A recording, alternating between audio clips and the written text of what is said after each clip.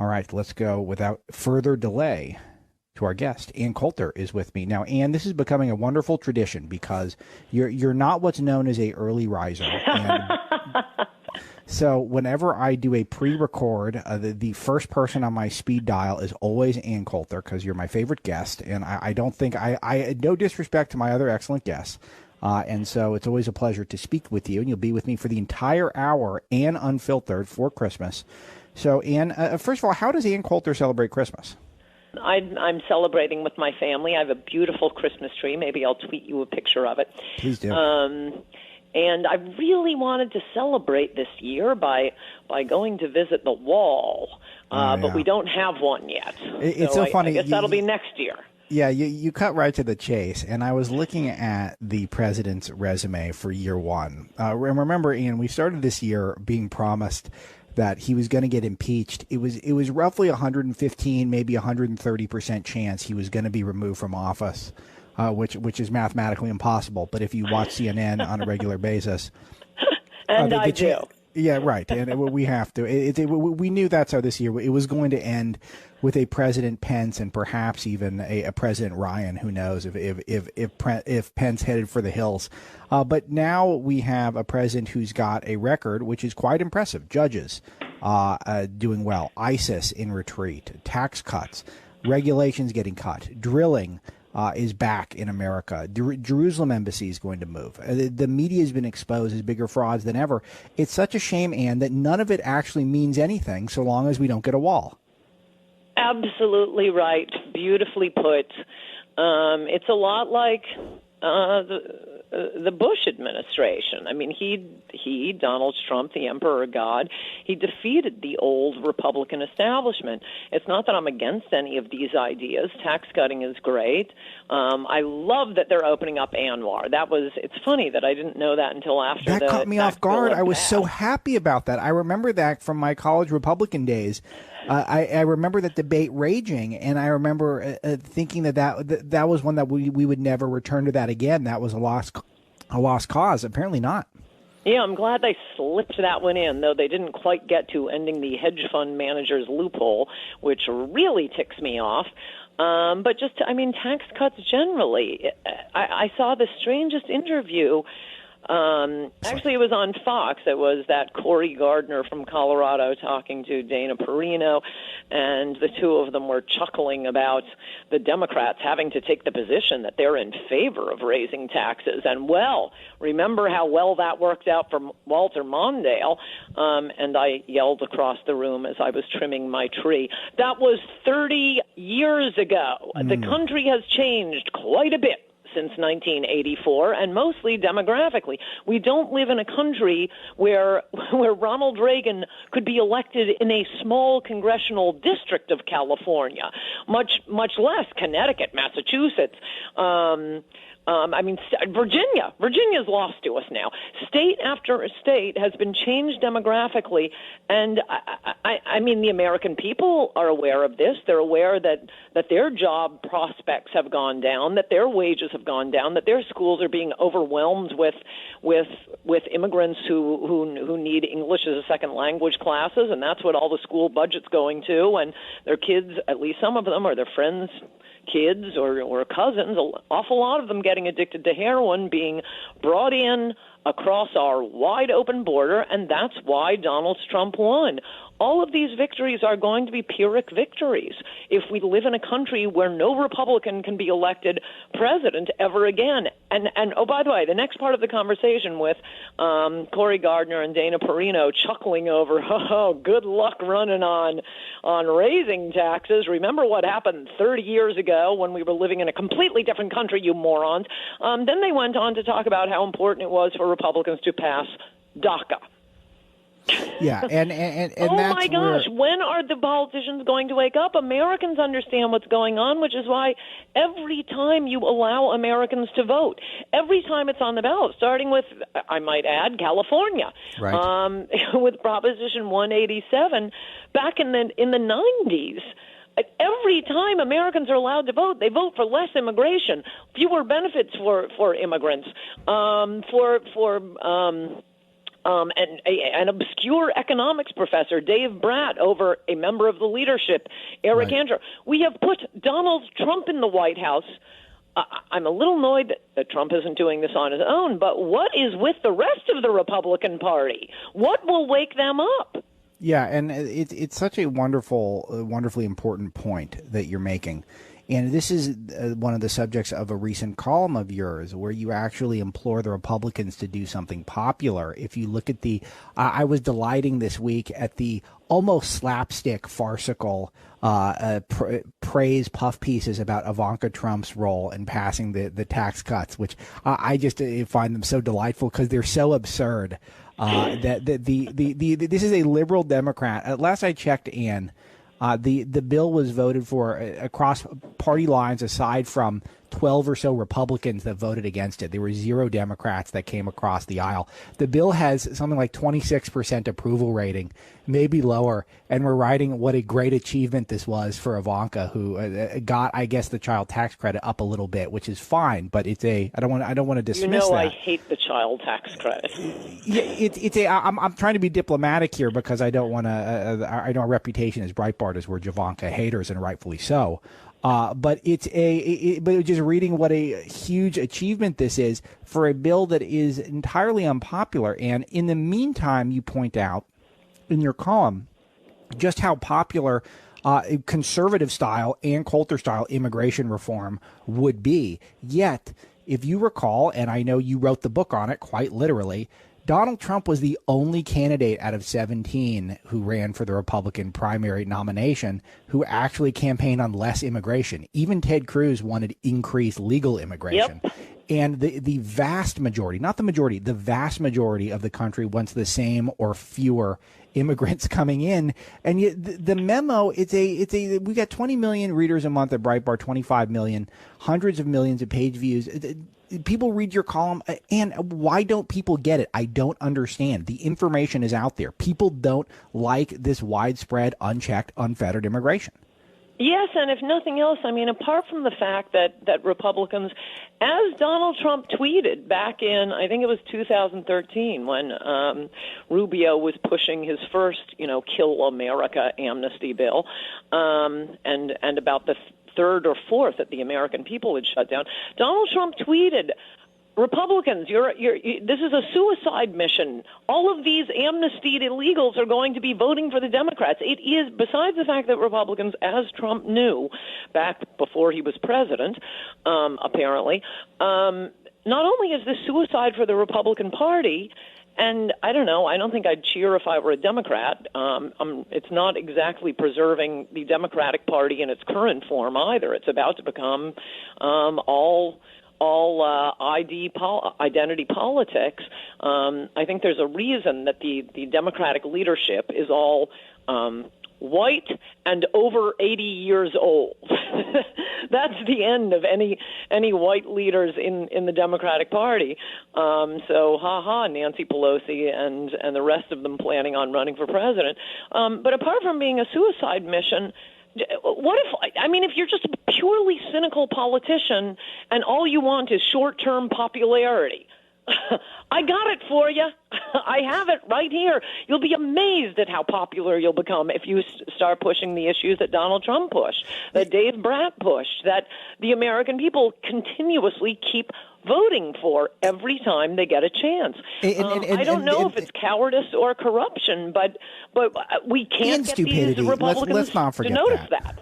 Yeah, and let's not forget that. And the thing that you make so hilariously clear in your column, which is one of the things you do quite well, is you make points that are hotly debated seem incredibly obvious, which is, I think, a pretty high compliment for a columnist. But if you think about how we can't agree as a society on whether or not we want to keep more of our own money, like that's an even split. In fact, a lot of us don't want to keep more of our own money. But we have an overwhelming agreement that the immigration system is totally screwed up, and it's screwed up in the direction of too many people are coming in unchecked, whether it be the wall or chain migration or legal immigration or all the above. Whatever your issue is, we all agree we need to start slowing it down. Or we don't all agree agree, but over 2/3 of the country agrees.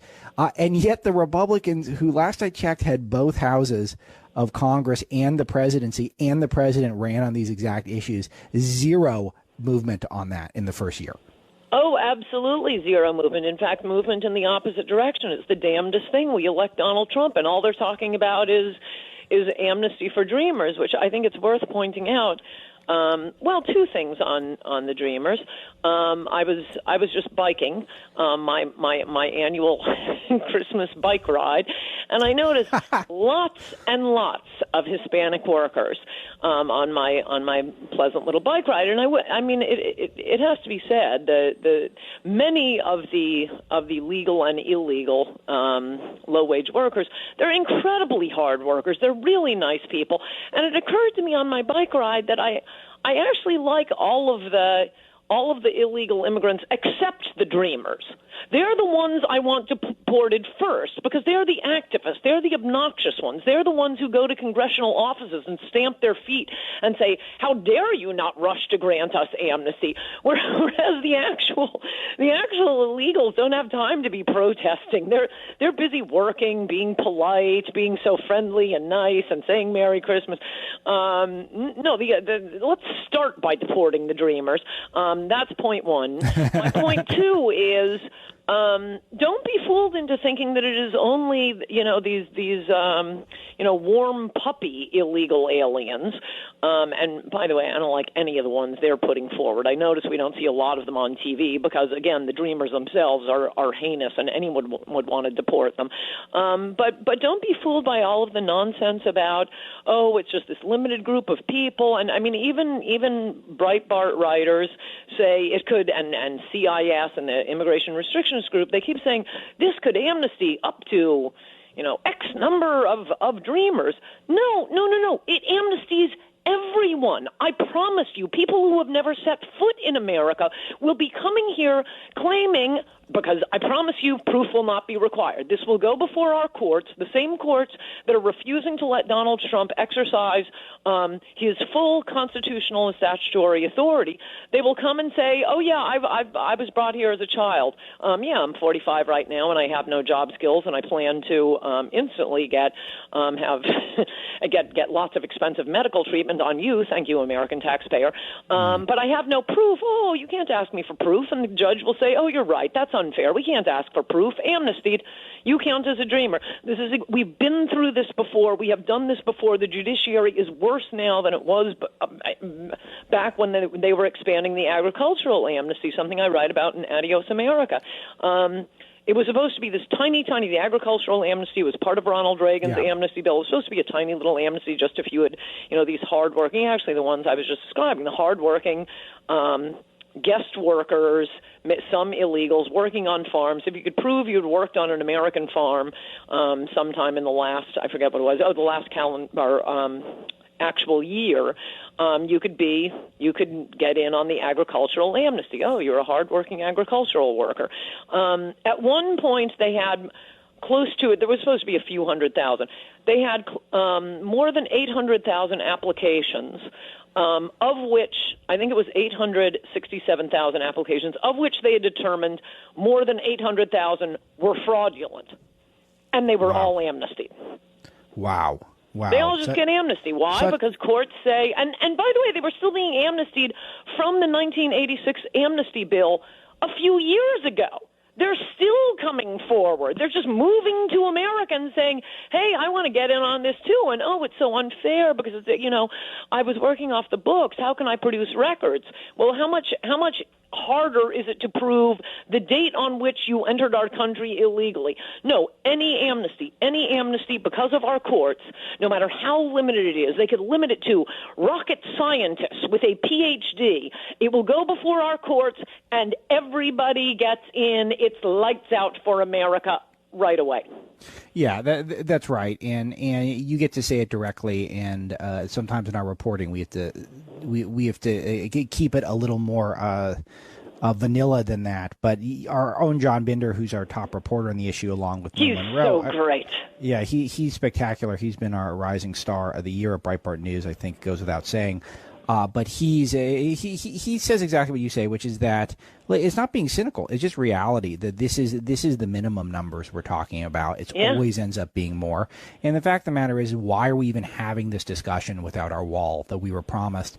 And is the key to whether or not this presidency is going to be successful, without a doubt. So we had to take a break. And when we come back from paying bills, I want to expand on what I sort of introduced at the top of this segment, which is that why, if the wall does not get built, nothing else matters. And I want to, Ann is going to explain what I meant by that, because I have a deep affection for Ann, as you guys can tell. But Ann, but before we get back to serious stuff, would you have a favorite Christmas song or anything like that, or favorite Christmas tradition? I mean, the Americana element of Christmas is not to be overlooked. I love the religious element. I'm a church-going Catholic, and I try to have a Bible-centric life, at least to some extent. But the Americana of Christmas is just spectacular, and we are losing sight of that a little bit. But I think we're trying to cling to it. Many of us are, at least.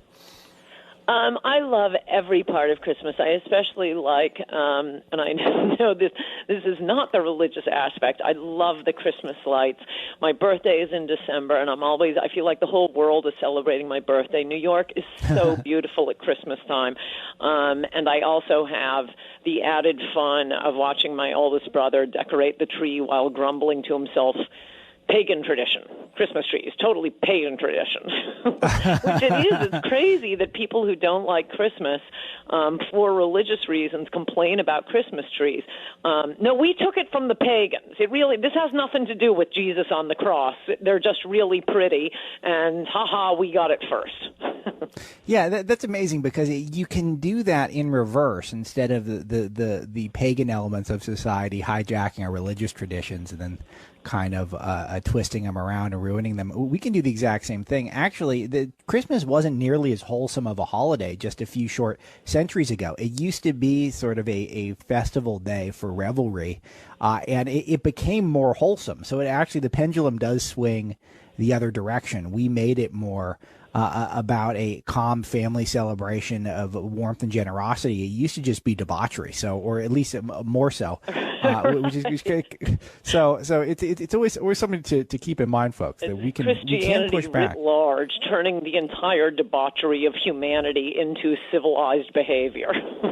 Wow, that could be my headline. Fantastic stuff. Ann Coulter, once again, is with me, and we teased before the break something that's important, Ann, and I'm going to keep banging this drum for the rest of the year, and I know it is going to start irritating listeners, but it's so long as I have a platform, I have to keep mentioning this, because I really do believe if the wall does not get built, then all these wonderful achievements by this president, it's not going to make a dime's worth of difference, because not only are we setting our society on a path where we're just legalizing undocumented Democrats, but we're not going to win any elections because we don't keep our biggest promises.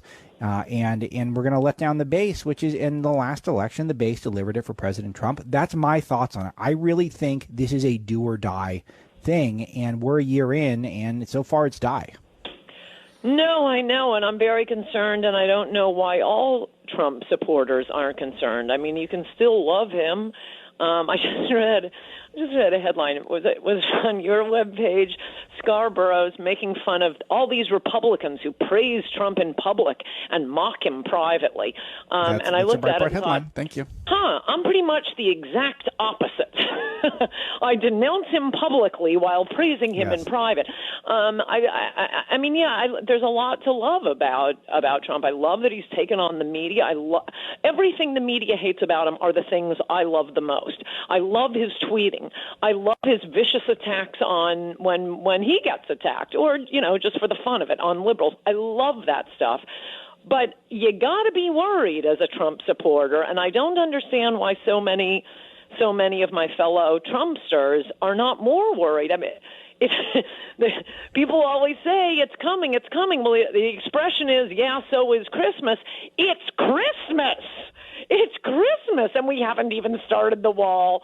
What next Christmas am I going to be told? Yes, it's coming. It's coming. It's coming. And yes, it's important. Number one, for saving the country. By the way, so are deportations. I mean, among the most the annoying thing about the most annoying people in the universe, dreamers, is that unless they get deported, just by not deporting them, they're all becoming citizens. Alex, all of them. They have babies. Yes, They have their absolutely. anchor babies. And by the way, when is Congress going to overturn that nonsense? There's nothing in the Constitution about being born here makes you a citizen. No other country does that. It's craziness. Just absurd. pass a law to make it clear. Yeah, and lawyers. I mean, I've heard Mark Levin go through this stuff time and time again, and like it doesn't. I don't even see the. It's just one of these things that gets beat into you.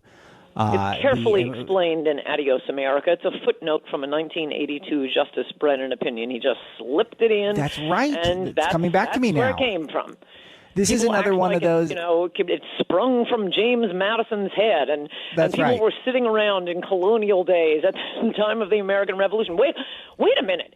You're not telling me that if an illegal comes into the country and drops a baby, that person isn't a citizen. We've got to fix that in our Constitution. No, it's crazy. It's insane. And liberal federal judges and Harry Reid have all said this is crazy. It's crazy. But by the way, I believe Trump could change it on his own. But also, illegals get married. If you don't deport them, they're all. Are we They're even all allowed? getting amnestied and becoming citizens anyway, so we need a wall, we need deportations, and not only is it going to wreck the country if he doesn't do this, but it's going to be a wipeout in the midterm elections, and the first thing the Democrats will do if they get control of the House and the Senate is impeach and remove Donald Trump. That's it in a nutshell. And by the way, are we allowed not to? Can we just have common sense for 1 second and just the founding fathers did not envision a country where the location of a woman's uterus at the time of birth was determinative of citizenship. I mean, can we be? It's so absurd. Can we at least use common sense for a second? That was, of course, not anything that was intended. The amazing thing is how Democrats have flipped on this. I mean, they've flipped on all of this. It was not very long ago that the Democratic Party was sort of leading the way in opposing both legal and illegal immigration, because back then they were still pretending to care about the working class. Now they've given up even the pretense of it. But the Barbara Jordan Commission, they produced that report that was as hardcore as Donald Trump, as hardcore as Ann Coulter is on immigration. Barbara Jordan, a genuine civil rights hero, a legitimate civil rights hero, she chaired the commission. I mean, everyone knows that illegal immigration and low-wage legal immigration, it hurts low-wage American workers. Who does it hurt most of all? African Americans, of course it does, but the Democratic Party doesn't care about African Americans. They don't care about Hispanic Americans. They don't care. They certainly don't care about the white working class. And now they're being pretty open about it. So you had Barbara Jordan Commission and their recommendations endorsed by President Clinton. Not that long ago, we had Harry Reid, former leader of the Democrats in the Senate, take to the Senate floor saying, this is insane. Women are risking their lives. We're luring them here. We're like a matador waving the red cape. Just get across the border, drop a baby, and you're taken care of for the rest of your life. So they're dying in the desert trying to get here. And Harry Reid, again, this is quoted in Adios America, goes on saying, what kind of country would do this? This is insane. And then, Democrats discover, hey, the anchor babies, when they grow up, they're voting for us, and their parents are voting for us, and all these third worlders we're dumping on the country legally through chain migration and diversity lottery and refugees, they're voting for us too. Not only do we not care about the working class, not only will we not mention how this is really, really harming the people already here, but in fact it's racist to oppose the continuous dump of third worlders on America. Wow, such important commentary, but as you point out, if there's any indication from what I'm reading in the news this week, is that the globalists in the Republican Party who control the party apparatus in Washington, D.C., they're eyeing an amnesty. They actually want not a wall. They want to go the other direction and undo a promise the president made on the campaign trail and literally legalize more people to become citizens, even though they came here illegally. And this is something that I think it's party suicide, personally. Yes. Yeah, go ahead. And I can't believe I'm watching it. I mean, you see this come up. You see this Cory Gardner chattering away with Dana Perino. No, both 100% of the Democrats for purely self-interested political reasons, and I'd say more than 50% of elected Republicans in Washington. Again, not sure if it's because of corruption or stupidity, but there are no other options. All they want to do is wreck our country by granting this unlimited amnesty with no proof required. I just don't know what else we have to do. Americans have shut down amnesties that they try to sneak through in the dark of night. You know, Yes. as I point out in my column, if the Chamber of Commerce's position were popular, why don't they discuss it openly? Oh, no. Back when David Axelrod met with Rupert Murdoch, remember that famous meeting? It was the cover of the New York Times Magazine, Sure. or maybe it was the front page of the newspaper. And they talked about Axelrod, and Rubio, I think. Rubio, Axelrod, Rupert Murdoch, when they're trying to push Rubio's amnesty through. And the point of this is the key was Fox has got to stop talking about immigration. It isn't, we have to tell the American people about how we're going to amnesty all these illegals because they're going to love us. No, it's the way we win is by having total silence. If no one in the media talks about it, that's how we win. And that is the way the immigration issue has been for 20 years. You can talk about anything else. Oh, my gosh, we will talk about moving that embassy until we're blue in the face. We'll talk about ISIS. ISIS doesn't kill Americans. Illegal immigrants are killing Americans. It would be as if, we're Poland in 1938 and the whole country is consumed with the Chaka War in South America. Hey, could you notice what's happening right there on your border? Have you heard of this guy Hitler? It's great. It's such an important point, Ann, and your important voice in this debate because you are you've become a single issue voter, and it is an issue that is an existential threat to not just this party but to the entire country. And the other thing, Ann, is that there are other problems that are coming up on the horizon. I was reading some in-depth reporting that we have coming up for next year from our technology vertical, and the threat of automation, the threat of AI, just the fact that the technology is outpacing our ability to think through what it means for society to have this high-tech world. We got to start thinking about this stuff. We don't even have, it doesn't even matter, though, at this point, because that problem may be 5-10 years off. We can't even go there yet. We need to resolve this quick, and that's by getting the wall built and putting an end to all this discussion of amnesty, which should never happen. And I thought this is why we went to the polls in 2016. Here we are, Christmas 2017, and we are where we are. So that brings me to my next question for you, which is, give me your assessment of Washington, D.C., a year of attempt. The president is attempting to drain the swamp, at least to some degree. But there are just so many swamp creatures out there. I sometimes feel like the battle's more intense than it even was. It's definitely worse than I had imagined, but I would say President Trump is a less good swamp cleaner than one might have hoped for. I've said this before, so you know my plan. Everyone always wants to. People are frequently proposing that I have a TV show. And I've always said, no, I'm a writer. I wouldn't have time. I need time to mull and think and write. But there was one TV show that I finally thought of that I would have. It would only be one episode where I invite every member of the Trump White House, the Trump cabinet, the Trump political appointees on my show. Well, I might be able to get, 5 episodes out of this. I hook them up to a polygraph machine, and I ask them, did you vote for Trump? Because by my reading, I think there are at most 2 members of the White House and cabinet who actually voted for Trump or would have voted for Trump in the primary. So, a lot of the problem here is of his own making. Every once in a while, Stephen Miller does have to sleep, and then, the rest of them, who are all amnesty advocates, are slipping in and weeping about the dreamers, the ones I want to deport first. Yeah, I like the idea of deporting it for. It's such great. It's such great theater that you don't have to comment on that, Ann. I just love that your understanding of the media is so necessary Oh, in my case, it's just actual blind hatred. See, this is good. See, this is just a great commentary. All right, so we got to take one more break here. When we return, I'm going to continue to get Ian Coulter's assessment of the world as we know it, America in 2017, the first Trump Christmas as president. I think there's a lot of good, but we're missing out on some really big things.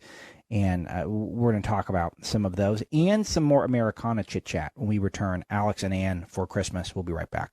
You'll be able to listen to much of this interview at Breitbart.com, but I always recommend getting the shows on demand, commercial-free. Best way to listen. It's how I listen to all the great shows we have. We also have Breitbart News Tonight, every night. That's 9 p.m. Eastern, 6 p.m. Pacific. It's going to largely be based out of L.A., so you'll and I think you'll be up for that show, so hopefully you'll get to talk to my pals, Joel and Rebecca. Oh, yeah, I love them. Yeah, they're great.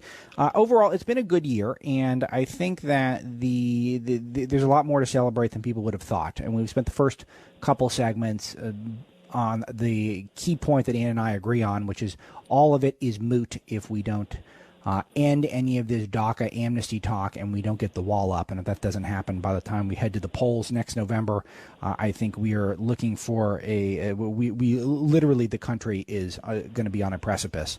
But let's talk about some other things that are more forward-thinking. And hey, let's talk about the media and the FBI business. Great. Let's do that. Okay. All I want to say about that is, and this FBI agent Strzok and his insurance policy in case we're well positioned here at the FBI, and he probably won't win, but if he wins, us being here, it's kind of an insurance policy. Totally outrageous, really shocking. He was working for Mueller's investigation, and I know this is kind of unfair because those of you out in TV land, you may have noticed that around holidays like Christmas and New Year's, we're not getting the top talent on TV. It used to be my favorite time to watch TV. We'd go to Vail every year. They couldn't get me out of my room because even like the cameramen aren't going to be like your A cameraman. Everybody's taking Christmas off. Right. And so they're always looking at the wrong cameras. They're always mid-sentence and they cut to a commercial break. It's totally hilarious. So could be unfair here, but more on Republicans going on TV and being asked about this. The big talking point on MSNBC and CNN is, so FBI agents aren't allowed to have political positions. Maybe Congress can't do their job. And, a lot of FBI agents, they voted for Trump. Can they not do their job? No, it's not about a general job at the FBI. The point is what Mueller has been tasked to investigate is a specific alleged crime by the President of the United States. For something like that, forget even the appearance, which is bad enough. You don't want prosecutors who are hungry, who are anxious to get the guy and screw the defendant. What you want is fair prosecutors. This isn't, you want somebody hungry, if you're hiring someone to clean your house. You want somebody hungry if you're going after a known drug cartel. But when you were investigating a potential crime by the President of the United States, you want fair prosecutors, not people who have exchanged emails saying, get this guy. We aren't talking about general FBI agents out there. We are talking about a specific investigation into the President of the United States, and it is outrageous, the people Mueller hired. Yeah, it is outrageous. And once I figured out, once we were told, I didn't figure this out myself, but once we were told that the Mueller investigation, and I'm not a Mueller truther. I think he's going to find some stuff. I've got my eye on Jared like Chris Christie does. Mr. Perfect, according to Breitbart. yeah, Mr. Perfect. Yeah, that's his own family's branding. You know where that came from, man. That's how his family brands his company in Asia when they're doing deals in Asia. They refer to him as Mr. Perfect. That's where I got that. And it always makes me laugh. It always makes me laugh, too, and he will always be Mr. Perfect. It's the Prince emoji with the crown also. So we got those two. And by the way, I bear Jared no ill will. I love that he supports his father-in-law. He's, from what I know, a good guy. But, this would be like me jumping in and demanding I run the real estate company or signing up with Ivanka. And, okay, let me tell you how to market these shoes. Okay, we're going to get them made. No, not China. We're going to Brooklyn to get them made. This isn't what they've done, and Trump is in the fight of his life. He's walking on a tightrope. There are people who know how to do it. It absolutely enrages me. I mean, this idea that, who could he hire? Oh, I'll tell you some people he could have hired. Corey Lewandowski, Pat Caddell, Mickey Kaus. By the way, I don't even know if any of them are free or would take a job. But they're the ones he ought to be demanding working for his White House. They know politics. They agree with Trump on his most important issue. Caddell probably agrees with him on everything. Caddell, the great wonder child pollster who got that lunatic George McGovern nominated when Caddell was an undergraduate at Harvard. But he loves America, and he was a total Trumpster. Why on earth would you not have that kind of talent? Why doesn't Pat Caddell go advise Ivanka on how to make shoes? It's just retarded. It's brilliant. And Pat Caddell is a great friend of the Breitbart site. We had him on every day for the last several months in the run-up to 2016. And I called him the Oracle because he was the one who, I know you saw this stuff very early on. I saw it early on. Bannon did. Michael Savage. There's a few guys. Caddell was the first one, as far as I remember, who was out there saying what are the key issues, identifying trade, identifying immigration, identifying the bubbling populist anger, people who are sort of blue-collar Democrats looking for an excuse to go right. He was the first one to see all of that. And again, it's I don't know if he was ever even considered. Maybe he was for a White House gig. No, I don't. No. People who can actually help Trump accomplish what he needs to get accomplished. And this is what's so frustrating. This is once in a millennium opportunity. Sure. I mean, having Trump run for the presidency, it was every day I'd wake up and I'd feel like I was dreaming, listening to him talk and the media and the other Republicans just impotently trying to strike at him. And he rose like a phoenix because of those issues. And then he gets in and he's blowing it. All right. Well, and I don't want to get you too upset on Christmas. So let's. I do love Christmas stories. Yeah. Let's do some more happy Christmas stories. I do love the heckling of Javanka for Christmas. That would be a Christmas gift for me. But I want to keep the. But again, I don't bear them any ill will personally any more than I think. I'm an incompetent and an idiot, but making shoes or buying massive real estate, it's not what I've spent my entire life doing. There are people who have spent their entire lives figuring out politics and knowing how the government works and knowing how to beat liberals at their own game, and none of them, other than Stephen Miller, are working for Trump. So do you think that do you disagree with what I was reading in some papers earlier this week, that if it was not for Ivanka Trump, we'd have a marginal tax rate of 93%? It's pretty much what I saw. I mean, that's sort of the gist of it. I don't know if that's verbatim what I read. All right, let's see. Well, it's possible by the way, that they would have started with something other than tax cuts, and that would have been great. Yeah, and thank God we still have Stephen Miller and Julia Hahn and a few others inside who are fighting the good fight. But what's amazing here, Ann, and this is something that you've pointed out, is when the president goes with his own instincts, it seems to work out well. And I'm sort of surprised at how often it seems like he'll take a line on certain things. The way he was speaking about in his national security strategy speech, the way he was talking about how if we don't have a border, we don't have a nation. I mean, that's straight out of the Coulter or Marlowe playbook. And it's like, there's no one other than Steve Miller who's in there, as far as I know, who uses that type of language. I mean, maybe there are, and I'd love to meet these people. But it seems like that's the anti-Javanka line. It seems like the anti-H.R. McMaster line. I mean, it's amazing how he is able to buck even the people who are around him, unless there's something going on that I don't know about. And he actually has all of these secret MAGA people who are in his ear constantly. Well, before I actually do slit my wrist, I will say one of the just amazing, tremendous and unprecedented, surprising things about Donald Trump from the very beginning is his political instincts are unbelievable. I mean, you always felt like with some of these Republicans, well, if you talk to them, you could maneuver them, you could get them to phrase it the right way. No, at any point, I would say, at least in the last 10 years, I mean, he was a little, buffoonish before that in his political opinions anyway, almost O'Reilly-esque. But once he started paying attention to politics, you could wake him up in the middle of the night, throw a glass of cold water on him, and he would give you the right answer. His instincts, 100%, like no one I've ever seen. So what's he doing? Come back to your political instincts. Come back, little lassie. Okay, so Ann, give us something you're happy about this Christmas that was unexpected. Well, Anwar, I had no idea that was coming. Yeah, that's amazing, and that goes with Keystone and Paris and a lot of things that they kind of come and go in the media. But I was actually a little surprised that the Anwar news cycle was virtually non-existent. I mean, this was everything 15 years or so ago when this debate was raging.